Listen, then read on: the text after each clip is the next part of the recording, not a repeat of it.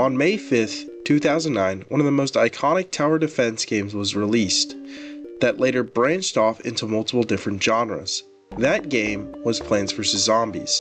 If you didn't happen to play Plants vs. Zombies or similar games in these early stages, you missed out.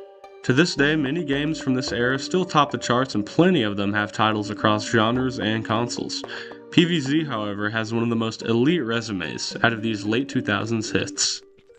With its cute designs, wonderful soundtrack, and fun gameplay, it's no wonder the first game was a hit, making the company be seen as a valuable asset to acquire, which it was, as in July 12, 2011, it was acquired by EA or Electronic Arts, which caused many ups and downs for the franchise. But what were those ups and downs, and where's the franchise now? Not too long after EA bought PopCap, they began to work on a sequel to the Plants vs. Zombies franchise, which would be mobile exclusive and free to play. Of course, that game was Plants vs. Zombies 2, which was a mixed bag.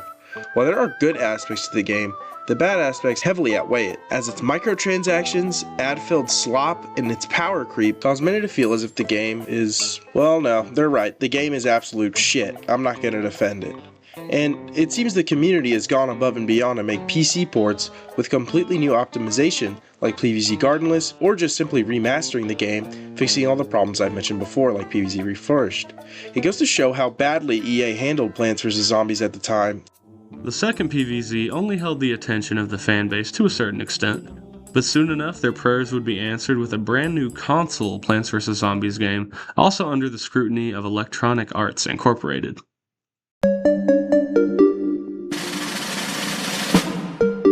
While this might not be everyone's favorite, the two Garden Warfare games are games I greatly enjoy, and I appreciate these games for the hundreds of hours I synced into them, both console and PC.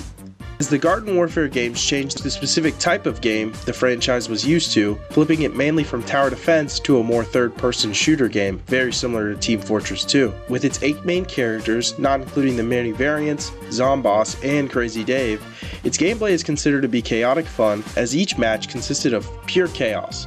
Of course, there were plenty of game modes to choose from. My personal favorites were Turf Takeover, Team Vanquish, or some Garden Ops. With a game as good as Garden Warfare, it's no wonder it sold so well, making it bound to have a sequel.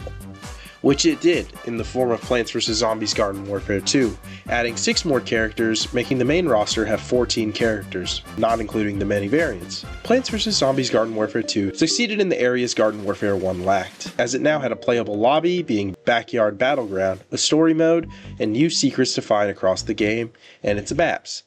Now, I have a heavy bias towards this game. I played it almost every day, with plenty of master rank characters, with my ultimate goal being to hit max prestige, but that dream never came true.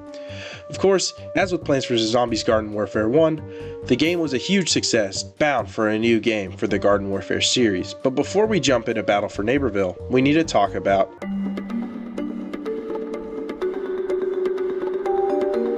I can't really comment much about the game, as I barely played it, but I know someone who can. The hype over PvZ Heroes was surprisingly large for it being a mobile-only release, and it picked up a good amount of traction in many ways. As a more strategy-based card game, this title was supposed to bring a different twist to what was already a loved and valued group of characters. As the player base swindled and people realized this was another in-app purchase fest, the app slowly fell down the rankings of mobile games. What was supposed to be a cool addition to a storied franchise ended up being a forgettable cash grab, riding on the coattails of the previous mobile release's hype. But back to the Garden Warfare series.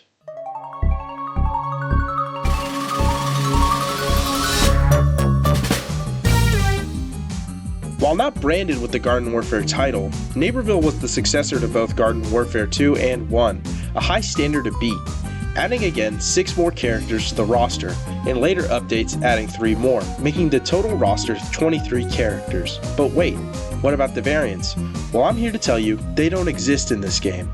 Instead, they were traded out for a buff system using 7 points to pick specific perks, and each prestige on your character would allow you to get a wider range of buffs. Neighborville also dropped the backyard area for the Neighborhood Playground. Neighborhood was a complete revamp of the Garden Warfare series, adding sprinting and changing the art style completely. with this being some of the major changes they made to the game. But with all the changes came backlash. The imbalance of sprinting and characters, getting rid of zombie and plant variants, and replacing it with boring character buff systems made many upset. Many were also put off by the art change of Neighborville, which caused Neighborville to underperform significantly compared to the past two Garden Warfare games, ultimately seeming to put the nail in the coffin for the third-person Plants vs. Zombies shooters, as there have been no new releases since then. In my opinion, Battle for Neighborville is not a bad game in its own right. As someone who bought the Founders Edition, you can tell they were trying to be a whole new game, distancing themselves from the Garden Warfare series, with the series rename, new art style, and progression changes. But that's where their problems arise. People were ready for the next big Garden Warfare game, and Battle for Neighborville couldn't deliver that expectation because it didn't want to be Garden Warfare. It was doomed to fail the moment it branched away from the fundamentals that made it so popular, making fans split on how to feel about the game. I know I heavily disliked it when I played it, but as time went on and the game went into its shriveled husk state, I appreciate what it's trying to be. It's not a bad game, but a game that couldn't hold up to its previous successors.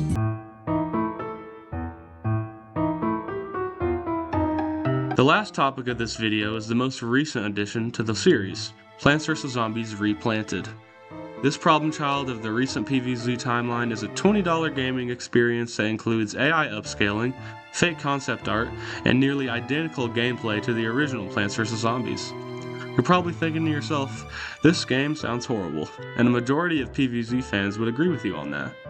At the time of recording this video, it has been a measly 42 days since the game released, and it's already been ruled out as a solid title by so many people.